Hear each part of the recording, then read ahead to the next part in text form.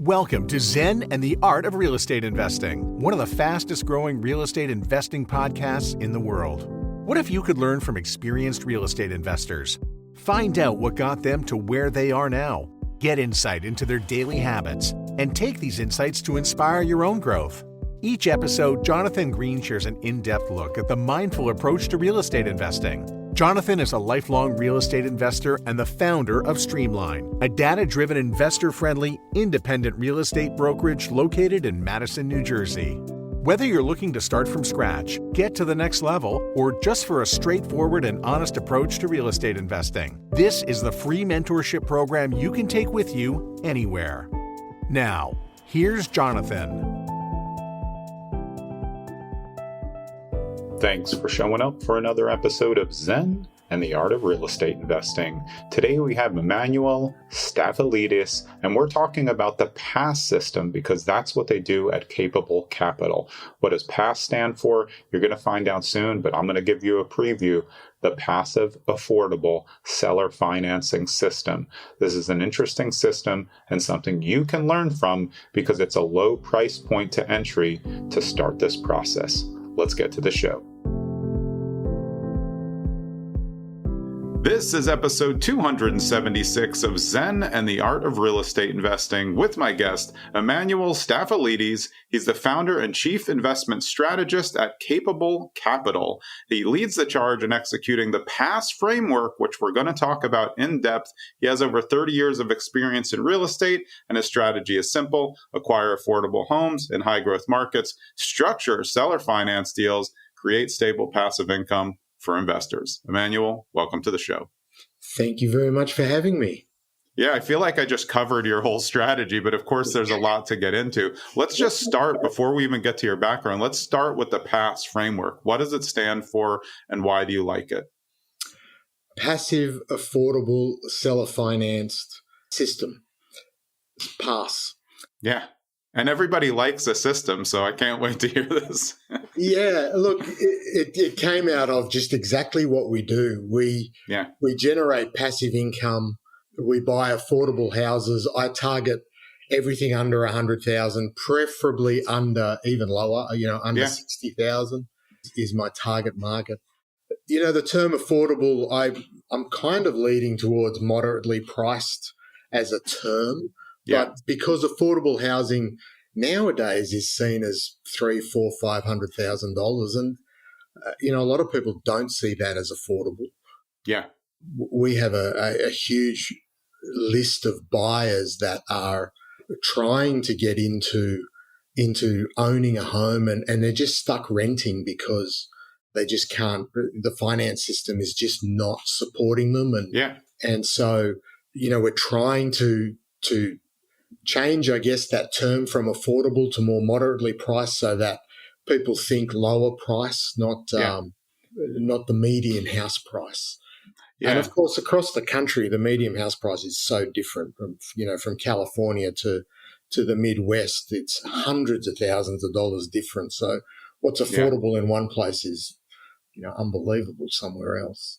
Yeah, I think it's over 400, the average sale price for that home. But affordable housing is always an interesting topic because there's really two types of affordable housing. That's why I like for you describing it as moderately, because there's affordable housing, which is just generally what you're saying. Hey, what's affordable for someone in their market? And then there's affordable housing, which is generally looked at as government subsidies or subsidized housing. But it seems like you're somewhere in the middle trying to provide housing, and seller financing is really the thing that allows you to do this, right? I mean, this is really part of the income stream as well. Yes, I really got attracted to seller financing because the rental business as a business owner or as an investor, I found really challenging. I went down the path of, BRRRR investing, and, I was listening to Bigger Pockets podcasts back when Brandon first coined the BRRRR right. terminology.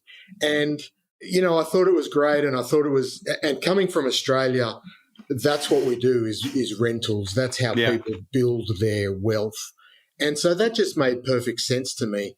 And the more houses that I bought, everywhere, whether it was in Australia or when I started investing here in the US, the rental strategy was the way to go, and you rent out the properties and you get the monthly income, but then comes the maintenance and the tenant turnover and costs that are not hidden. They're out there. Everyone tells you to account for them, but what is hidden is just how much you need to spend.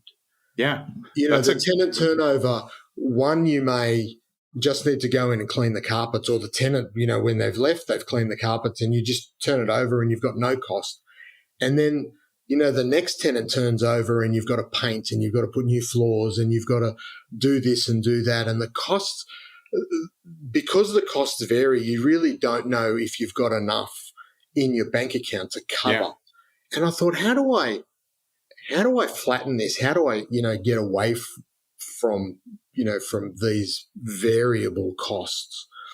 And how do I have a person in our property that treats it like their own and actually has a vested interest?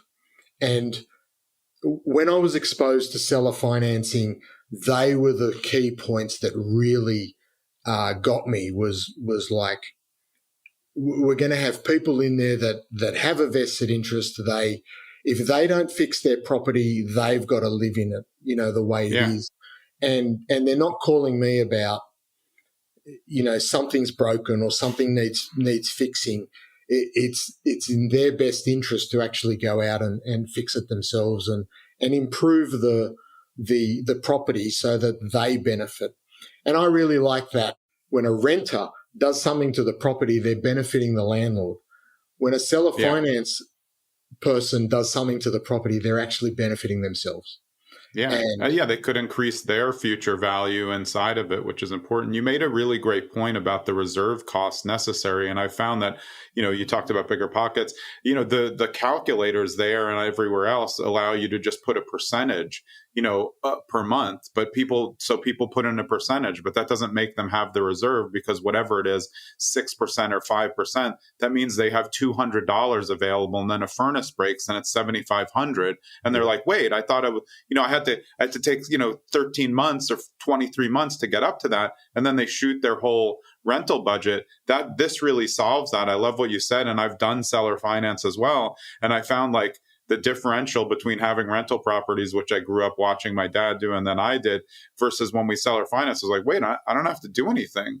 And if something happens and then I eventually have to foreclose, I get back a property in worse shape, but then I've gotten all the money in the meantime, and then I get the property back.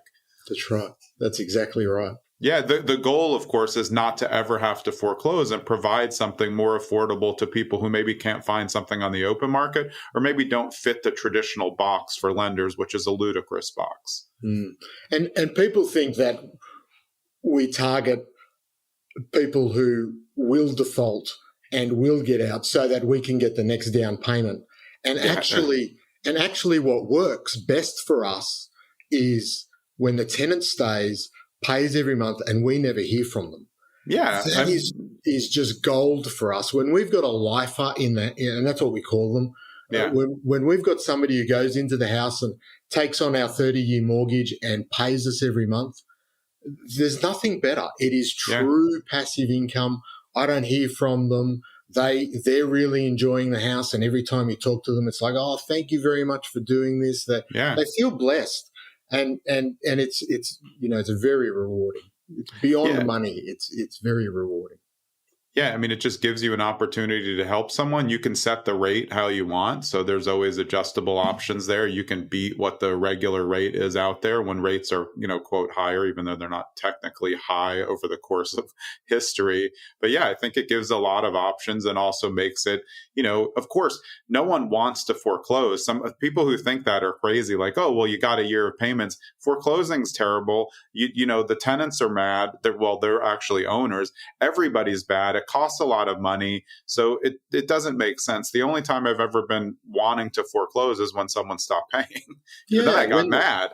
But other than that, you just want to ride it out. Like the whole point of doing this is to get that 30-year and have them pay every month for 30 years. That's exactly right. And I find whether it's a rental or whether it's a seller finance, if the person's going to fail and default, it's going to happen. You need to evict them whether they're a renter or a seller finance anyway. So we go through the process. The process is virtually exactly the same.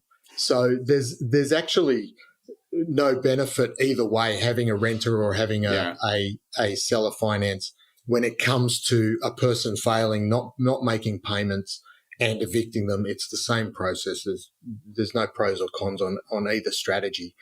Yeah. The bad part is just you feel bad for anybody who just can't afford to make payments. Yeah. And whether they're renting or seller finance, you've got somebody who needs to get out of where they are and they've got nowhere to go. And that's why they've ended up in a situation. Yeah. And so trying to help those people, but sometimes you just can't, you just got to move on. You've got to get them out and get someone else in. But we found our failure rates, even though we work in the bottom end of the market, we found our failure rates to be extremely similar to FHA loans or the VA loans, or the typical mortgage industry is talking about a 3 or 4% failure rate. That's where we're at. Yeah. I've got over 20 of these seller finance properties now. The guy I work with has nearly 200. He's got like 180 of them. And then we work as part of a group which is over 1,000 people. And everyone's talking about the same type of numbers, 3 or 4% failure rate. And I'm like, that's what the mortgage industry has. And, my experience with renters, it's kind of similar. Investors have, a 3 or 4% failure rate. So in that respect, it's, extremely similar numbers. And so the strategy then, when you analyze all of this, the strategy that we implement is even more cemented that it works and it's not worse or better than any of the others. We're all experiencing the same sort of thing. Yeah, and I mean, there's more buy-in when now they're an owner instead of a renter. So I would just guess that the most of the 3 to 4% failure rate comes from people losing jobs or having a medical emergency that costs too much money, because there's just more buy-in than there's professional tenants out there who just, they get the deposits in and then they immediately stop paying. Everybody knows about them. So I can see that happening more. But it's like nobody wants to lose the home that they could eventually own. Unless they get in a situation that they just can't get out of. The only way we've found to combat not have those professional people, as you call them, who, their strategy is not to pay and live in it for a few months until they get evicted. We have a more considerable down payment. So some of the people that I work with ask for, $1,000 or $2,000 down payment. I try to get as close to, internally, my numbers are 10% of what I paid for the house. So if I bought a house for $50,000, I try to get a $5,000 down payment. When somebody's paid $3,000 or $4,000 or $5,000 down payment, it's more than a security deposit for a renter. So they actually have to come up with more money. Yeah. But what they're thinking is not only if I don't pay, I'm going to get evicted, I have to come up with a security deposit for the next place that I go. So I need a couple of $1,000. But I've also put down $4,000 or $5,000. We're starting to talk about numbers that are considerable losses. Do I really want to go through this? So when somebody puts down a $5,000 down payment, they're committed. And the reason why they stop paying down the line is because they've got some sort of problem. And so when you ring them and say, hey, you haven't paid and why is it late? They're like, I lost my job or, something's happened. There's okay, how do we work through it? Are we getting another job? What's happening? Most people, if you give them a little bit of leniency, they can get back on track. But others, it's quite obvious, and these people are never going to get back on track. We need to fix that problem as fast as possible. So, yeah. So, I found over time, because I did collections for my dad growing up and talked to a lot of people who were behind and instituted weekly payments, which helped a lot. People who weren't bad with money. They would just have, they would get paid and they would spend it on too many groceries, and they just wouldn't have it at the end of the month. But I think it is really becoming like you're trying to figure out the relationship. And again, you always hope for that 30-year who you never hear from. They take care of their house, but it's not a perfect system. But I don't think it's too much to ask for 10%. And if their response is, hey, well, I can do FHA for 3.5%, it's like, well, that's a much harder qualification, and it's much more stringent as well. When here, we're just going to be able to do it, very quickly in-house here. And that leads into something else. 3.5% of a $200,000 house is $7,000. Yeah. So if I'm asking for $5,000, my amount that I'm asking for is actually less. But to get an FHA loan or to get a traditional mortgage loan, we're talking about much more expensive houses. Yeah. The finance industry and the banks, they're very reluctant to lend on houses under $100,000. Oh, yeah. And the reason is not because of the demographic of the person or the house. It's got nothing to do with it. Yeah. The reason why they don't want to lend on lower amounts of money is because they don't make money. Right. The bank doesn't make profit. Yeah. If they're making, 1 or 2% on, a $50,000 loan, that's like a couple of $100 a month, $500 a month. Whereas if they do it on $200,000 or $300,000, they're making $3,000 or $4,000 a month. Yeah. And so it's just their bottom line is what they're looking at. And so you've got this massive portion of the market that is just not serviced by the finance industry at all. Yeah. And that's where we fit. That's where we sit. We provide a service that the major part of the market is just not servicing and not looking at because it's just not profitable for them. We've found a way to make it profitable, and us and our investors, they're very happy, very happy. Yeah, and it makes sense. I mean, I think maybe some listeners are thinking, oh, well, that's going to be a tough, quote, tenant. It's not a tenant, though. You're getting more buy-in for ownership. But of course, you said you're trying to buy, $60,000. Geographically, how do you decide where the best opportunities are in terms of where you want to be and what you can manage, even though you don't have to property manage because they become owners? So geographically, the most popular areas is the Midwest and the South. Yeah. I'm in Virginia, and the majority of homes that I own in this strategy are here in Virginia. Oh, okay. But we have homes through the Midwest and the South, Missouri and Indiana and Ohio, and then further south, Arkansas and those areas are very popular. One of the bigger questions I get is, a couple of bigger questions, but one of them is, how do you choose your state, which is virtually your question? Yeah. Well, I go for landlord-friendly states. Yeah. Ohio stands out right away. Very, very landlord-friendly. Yeah. I look for states that make the eviction process easy, because it's just a nightmare when you've got a house that's just not paying for 3, 4, 5, 6 months. It's like, oh, God, that's a strain. And so landlord-friendly is very important. So we've identified those states, and even the counties within those states where we're kind of careful on where we buy, but we look at the laws very closely and see which ones work for us, and so that's very important. The other big question we get is, especially from the coasts, the East and West Coast investors, where do you find a house for $50,000? They don't exist.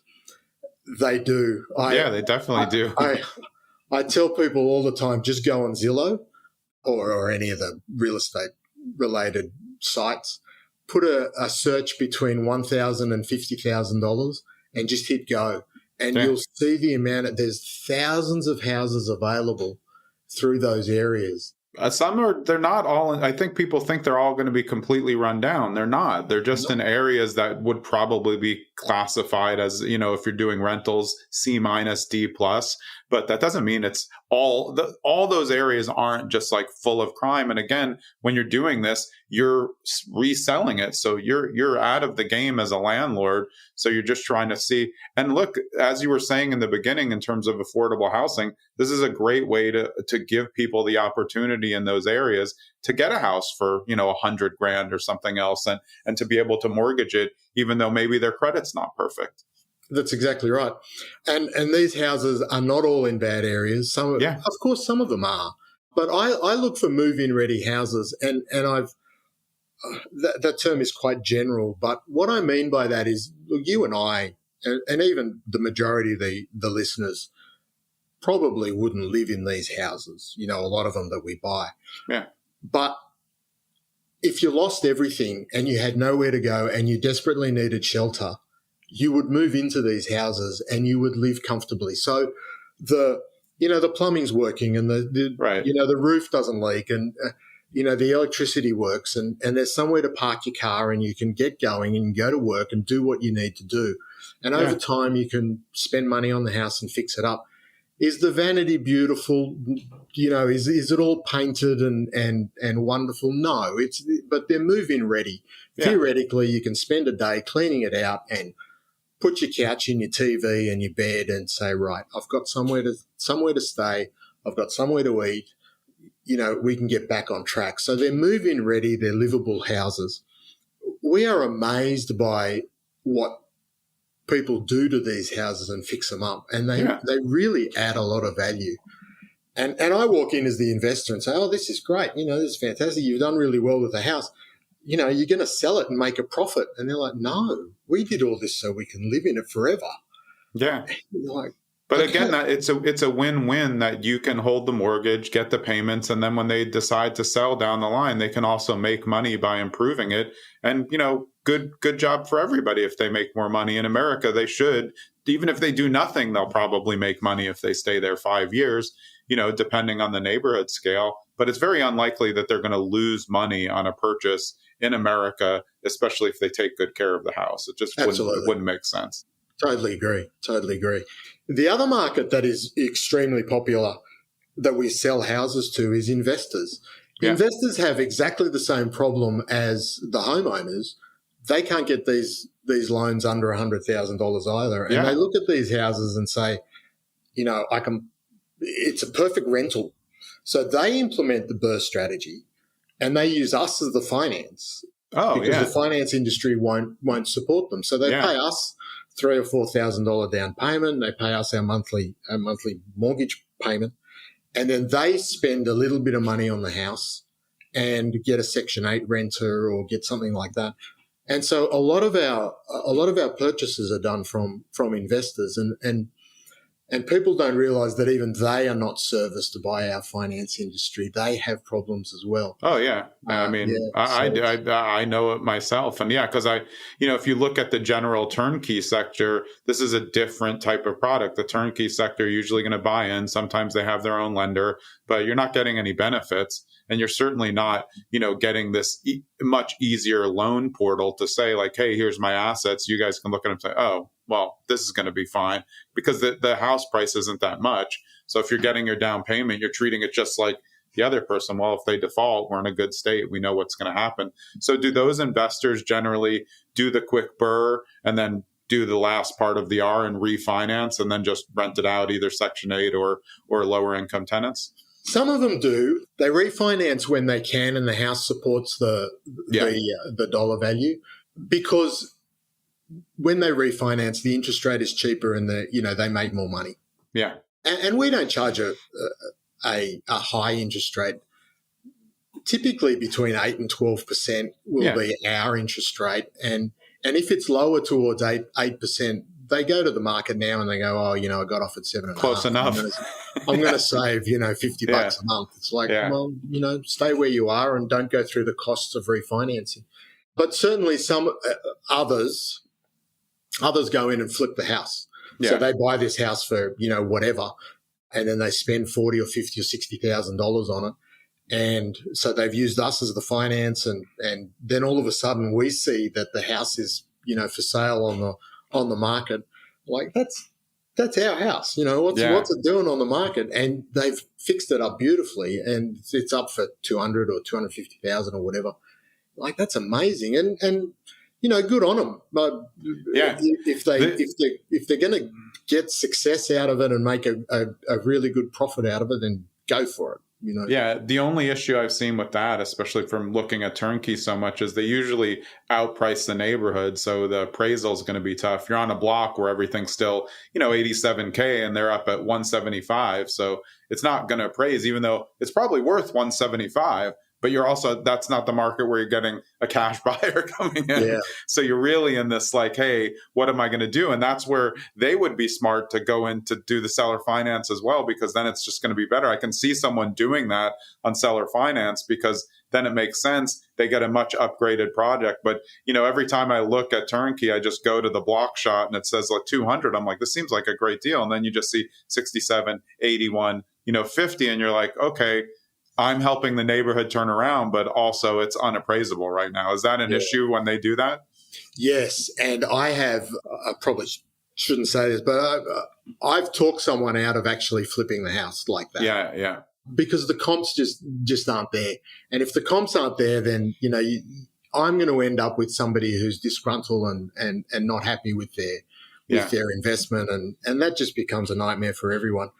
If it's not true win-win, then it's just not worth doing. Yeah. I sleep very well at night and I want to, keep it that way. Yeah.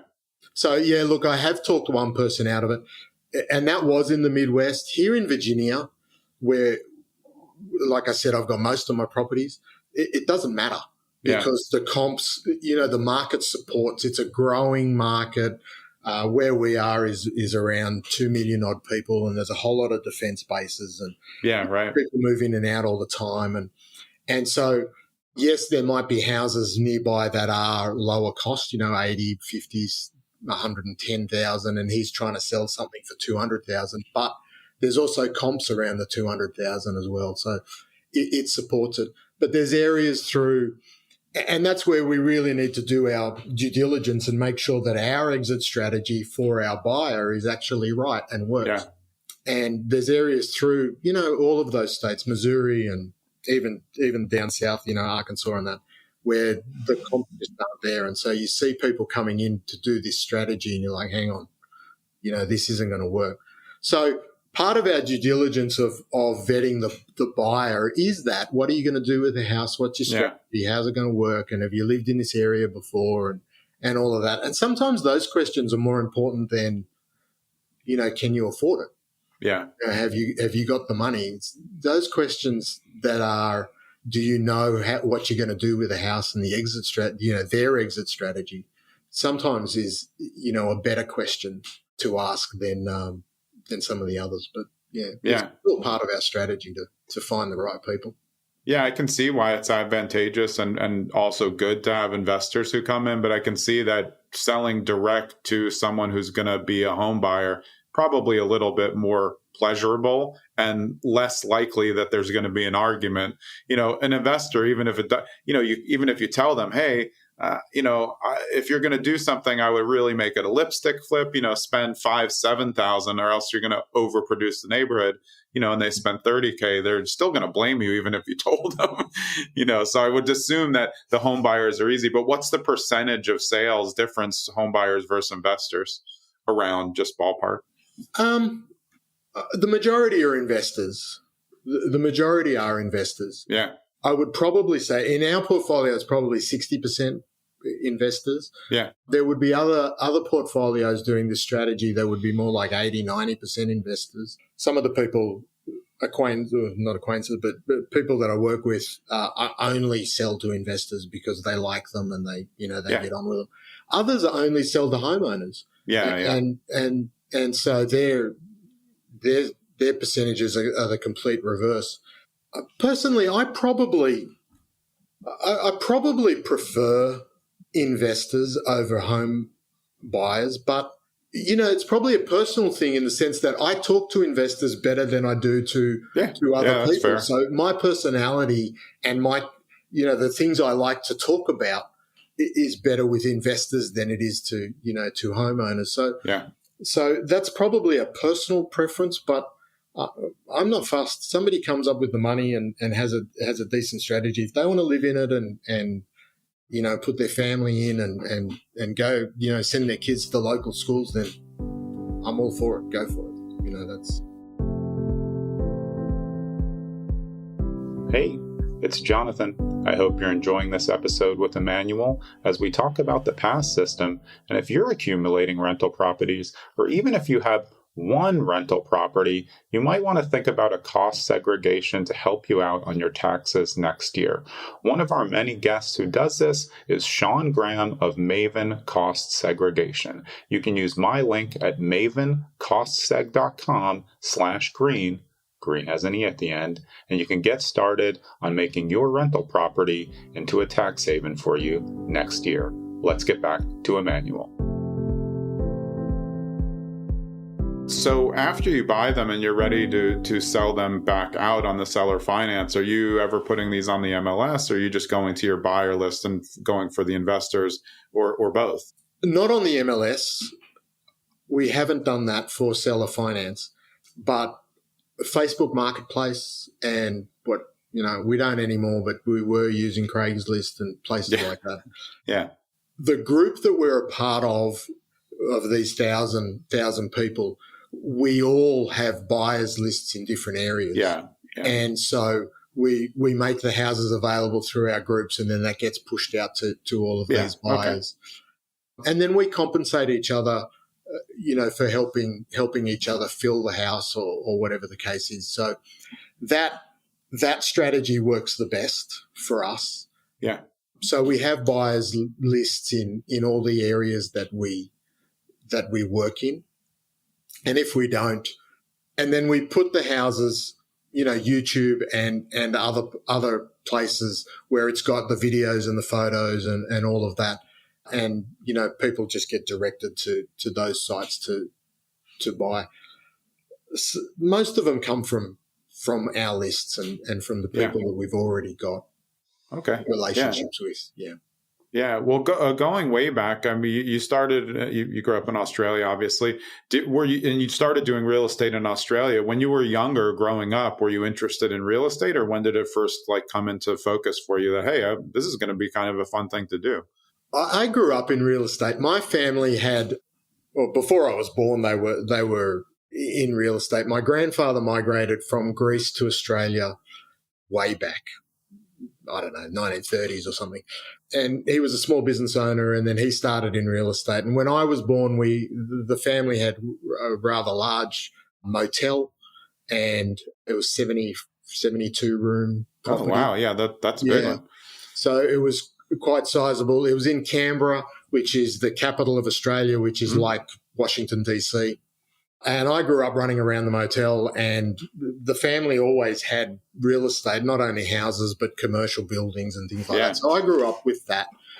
But, I bought my first property with my mum, and that was an investment property, and I kind of drove that. She helped financially, but I kind of drove that. And so, my family's always been a big influence.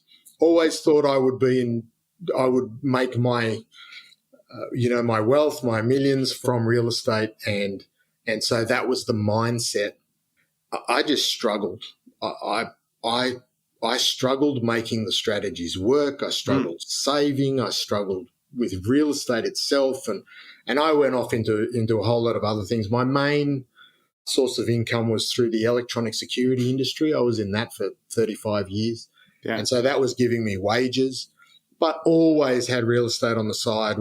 I built a house from the ground up, bought a lot of land and built a house, and we lived in that house. And then it was... going back though, when you said what were the biggest mistakes that you made for the newer people? Because I think a lot of people want to get into it now, and part of having the podcast is like, hey, I want to help people avoid all the mistakes that myself and all my guests have made. What were some of the biggest mistakes or misconceptions that you had in the beginning that led to making mistakes? Obviously, you fixed them as you got along, but a lot of people have to learn from experience. For me, it was bad money management. It was internally. You said before, we can do a spreadsheet and we can put 5% on. Yeah. That's great. It's great on the spreadsheet. Right. How do you actually take that 5% and put it into a separate bank account and don't touch it? Yeah. And it was the don't touch it part that I failed. It was always easier just to spend the money and then try and solve the problem when the problem came up. And when you haven't got the money, So they were the problems. It was just really bad money management. And I had to get my head in the right space and say, right, that money is purely for investment and this money is for living, and I need to live within my means, and I need to make money available for investing and grow that. And look, I still struggle with it today. It's almost, I remember one of my uncles saying, you can quit smoking for as long as you like. Once a smoker, always a smoker. Once a bad money manager, always a bad money manager. You just need to manage it. You just need to be really conscious of it. I mean, I've got Post-it notes and things around just telling me constantly every day that I need to be careful of my money and manage it correctly and make sure that.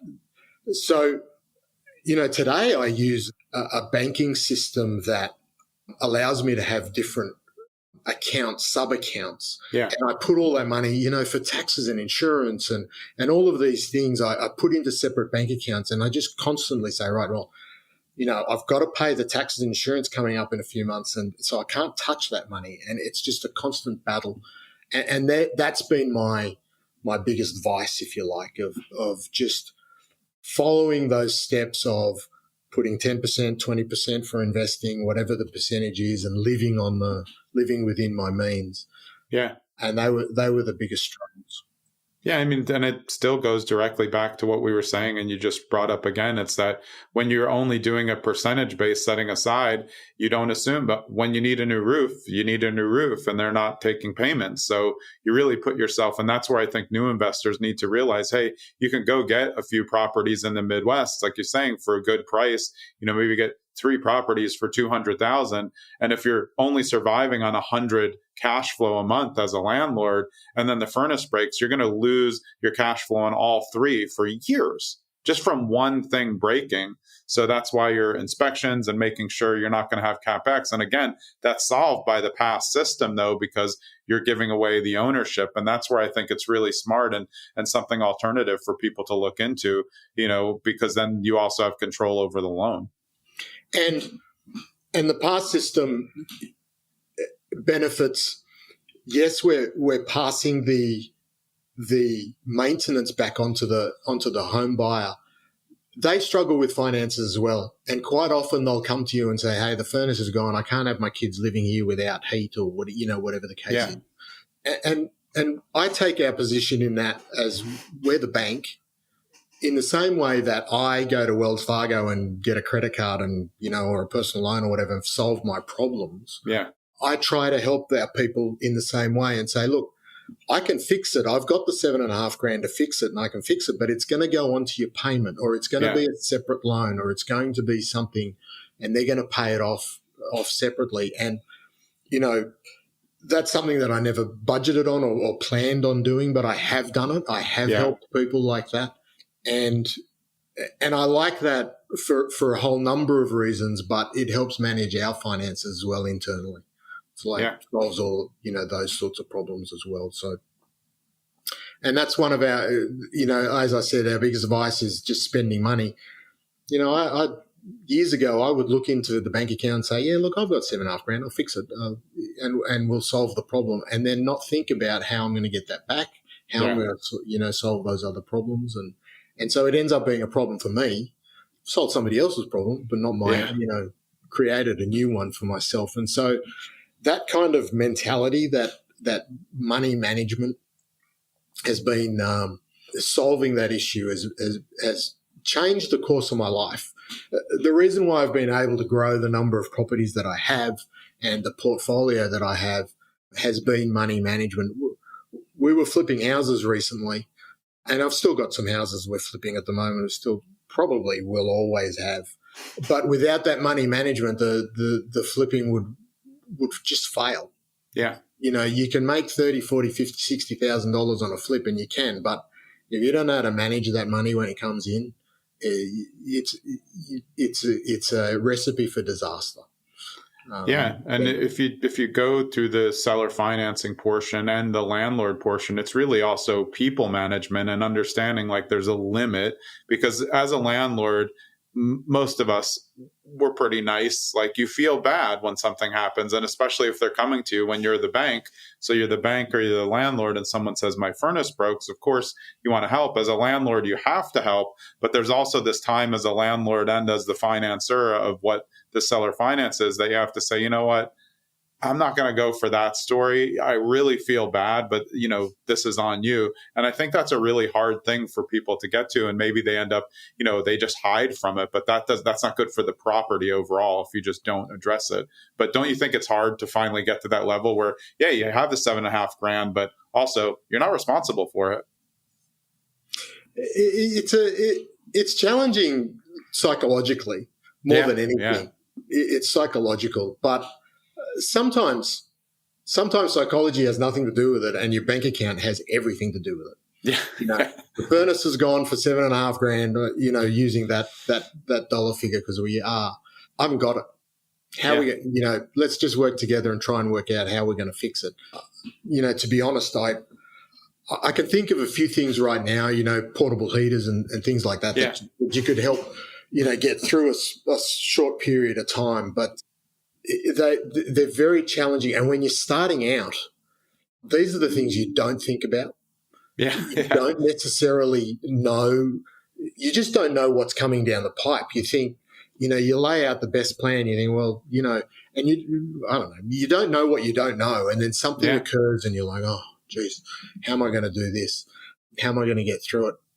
When you're strategy focused and you're determined, it's just a matter of getting your mind to a point where, okay, I've got to solve this problem. How?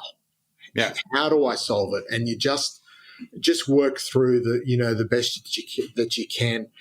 And, real estate is a massive industry. There are so many people out there that will help. They mightn't necessarily help financially, but they will come up with so many different ideas. And listening to, podcasts, if you're not a reader, listening to podcasts, if you're a reader, there's so many blogs out there. Oh, yeah. Find, if you know how to Google, you can find everything. Nowadays, you just go on ChatGPT and it tells you everything you need to know. Yeah. I would also say, I would assume that the group where all the people are doing the similar thing that you're in, that's super helpful. It kind of acts as a mastermind. So, any question that you have, somebody's probably experienced it. So having that must be a real help to your business as well. It is very much so. It's more than just filling houses and, learning how to, or getting help with managing the houses. It is moral support and strategy support. And some of the questions that come up in that is, I've just got my 12th house. I've got an opportunity to buy number 13 and I don't have the money. What can I do? How can I do it? Or I've currently got 3 houses vacant. I really need to to fix them. You're like, okay, they're different types of conversations. It is like a mastermind. It really is. Because I've just found over the years that people who do real estate on their own and don't know other real estate investors always make terrible decisions because they don't have anything to say, well, that's not the way to do it. That's actually the wrong way to do it. So I always say, even before you get started, make sure you're going to meetups, make sure you know other real estate investors, because those are going to be the ones who are going to tell you, that's actually not right at all. You're going to be in trouble like that. And some people's egos will tell them not to listen, but I'd much rather be around other investors than not know any and just hope I can flip a house. That seems crazy to me. I really like that you said that. And it made me think straight away. I have 3 main mentors that I work with. One mentor is on the strategy that we're talking about, the seller finance. And like I said, he's got 180 of these houses and he's an expert at this. And without his support, I not only wouldn't be doing this and successful at it, but I wouldn't know how to grow. I wouldn't know, the ins and outs. And a lot of the things that I've spoken about today, sure, it's personal experience, but to get to that personal experience, the lead up to it has come from our mentorship. Yeah. I have a fund. Capable Capital is actually a fund. The fund vehicle structure. Yeah. And I have a mentor group for the fund, and going through the process of learning everything, the SEC requirements, just the legal side of how to structure it and how to put it together, and just the basic steps of, do I go and spend 30 grand with a lawyer and establish a fund and then say, hey, I've got this fund, come and invest? Yeah. Or do I do it some other way? And the process of which I did it another way, I went out and found investors and made sure that my strategy was actually viable. Would people actually invest in it? Is it a viable proposition? And doing all that before you spend any money, I wouldn't have done that. I would have done what everybody else does when they're starting a fund and go to a lawyer. And the lawyer's more than happy to take your money. No problem at all. More than happy to. But that's not the way to do it. And I wouldn't have learnt that without the mentor. And then I have a specific capital raising mentor. And the strategy of, we hear from marketers all the time, you build authority and you become the expert in your niche, and all of these, what I call is marketing terms. Yeah. How do you do that? How? And learning how to write personal stories and putting yourself in the situation and explaining situations and coming on podcasts and explaining, your own personal life has all come from that mentorship. Yeah. It's the people around you that really help with the direction and how to build. Every Friday morning, every second Friday morning, I write our LinkedIn news article, so I post every couple of weeks. And I wouldn't have done that without that mentorship. I wouldn't have, frankly, I wouldn't have even known that LinkedIn had newsletters. Yeah. I wouldn't have found it. But I write every couple of weeks, and that writing is, it creates a discipline in your mind and helps you become, an expert at what you do. And without that mentorship, I wouldn't have been there and improved and got personal development, out of that, had that mentorship not been there. So you're right. It's another marketing term, real estate's a people business. It's not a brick and mortar business. Well, yes, but it's really hard to do it on your own. Yeah. Really Yeah. hard. Yeah, I agree. So before we hop off, so people can invest direct and get those properties from you, but they can also invest in the fund, right? So there's two different opportunities for how they can get involved at Capable Capital, right? Yeah, Capable Capital is predominantly the fund. We work with high net worth investors who have some money somewhere, whether their own money or self-directed IRA or something like that. And they want passive income. Most of our investors understand a little bit about real estate. Some of them don't. I've got a tech investor that doesn't know the first thing about real estate apart from walking into his office. And they just want to put their money somewhere. They want their money to grow, but they don't have time. Yeah. And they don't want to go into the entire process of learning how to do the strategy that we do. And so they'd rather just put the money into a vehicle, and we offer the fund, they invest, and we give them a return. So those monthly payments that we get from our tenant buyers pay the investor profit and returns their capital. Yeah, that's why I always think, fund investing in real estate is so interesting, because it can be something where you're a busy individual. Maybe you're interested in the seller finance, pass system, but like you said, no interest in trying to do it yourself because you just don't have the time, or you're like me, I'm going to hire someone to put together any furniture because I'm not good at it and just don't want to do it.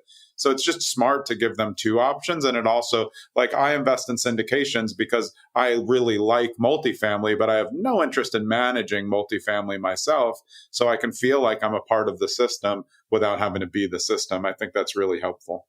It is. And look, a lot of our investors are in both. They're in multifamily, they invest with us. And, a lot of the comments we get from, and I don't want to bag multifamily.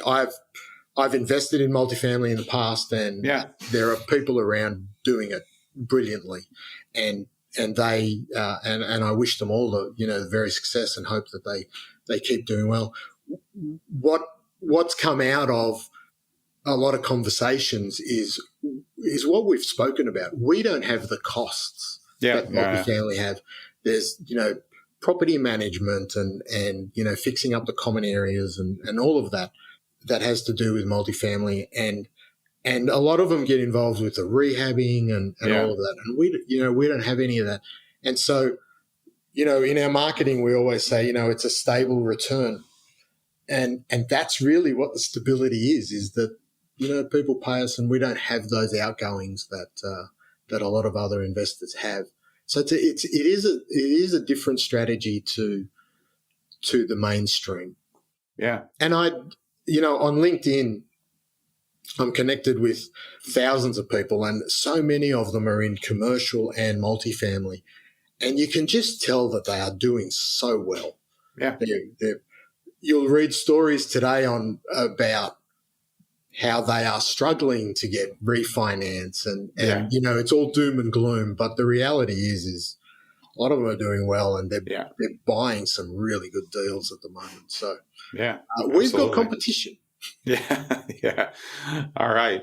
Emanuel, is the best place for people to get in touch with you at capablecapital.net? Yes. So that's our website. I'm on all the socials. I spend an enormous amount of time on LinkedIn, but we've got Facebook and Instagram, and I can't think of what else. But yes, they're the best areas. And I'm pretty well an open book. If you go into our Facebook and our and particularly our newsletters on LinkedIn, you start reading the articles. It's all me and my life in real estate. We're just a complete open book. By the time most of our investors that receive our pitch deck, they're all going, I know that. Yeah, I know that. Right. Yeah. So, well, that's building trust. Yeah. Awesome. Yeah. Well, I really appreciate you spending the time. I'm really interested in getting out that information about the past framework. So thanks so much for spending the time doing the podcast. Thank you very much. It's been great. I've really enjoyed it. Yeah, my pleasure. All right. That's Emanuel Stafilidis. He's the founder and chief investment strategist at Capable Capital. Again, you can find them at capablecapital.net. I'm Jonathan Green. We'll see you next episode. Thanks for sticking around to the end so you can get a preview of who's coming up on episode 277 of Zen and the Art of Real Estate Investing. And it's Rod Cleef of Multifamily Mastery. Rod is the mentor behind one of the most successful real estate mentorships in the world, one of the best multifamily real estate coaches in the country, over 20 million podcast downloads, students owning more than 260,000 units. So we're talking multifamily next episode with Rod.